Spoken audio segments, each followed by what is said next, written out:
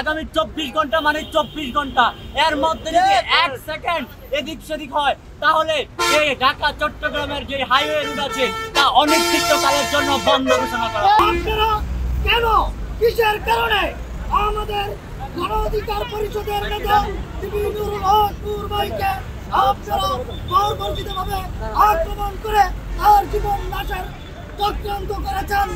আমরা আজকের এই প্রতিবাদ সমাবেশ থেকে আমরা একটাই বার্তা দিতে চাই, আমাদের সেনাবাহিনী সংস্কার করতে হবে।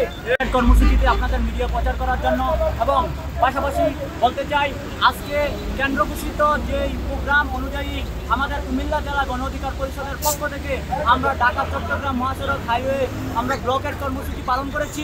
এই ব্লকের দীর্ঘ আধা ঘন্টা 30 মিনিট মতো আমরা আমাদের কর্মসূচি রেখেছিলাম, কিন্তু প্রশাসনের আকুলতায় প্রশাসনের অনুরোধে আমরা আমাদের এই কর্মসূচি এবং যাত্রীদের যাতে সাধারণ মানুষের যাতে ভোগান্তি হতে না হয় সেই কথা বিবেচনা করে আমরা আজকের মতো আমাদের এই কর্মসূচি প্রত্যাহার করছি।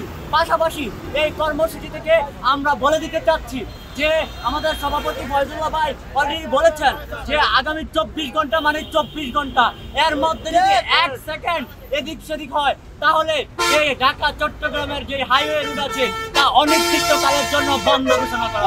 আমার নেতা কর্মীদেরকে আজকে দেখেছেন তারা খুবই ফেটে পড়েছে আমাদের সর্বোচ্চ নেতা বিপি নুরুল হক নূরের উপর ন্যাক্কারজনক হামলা হয়েছে।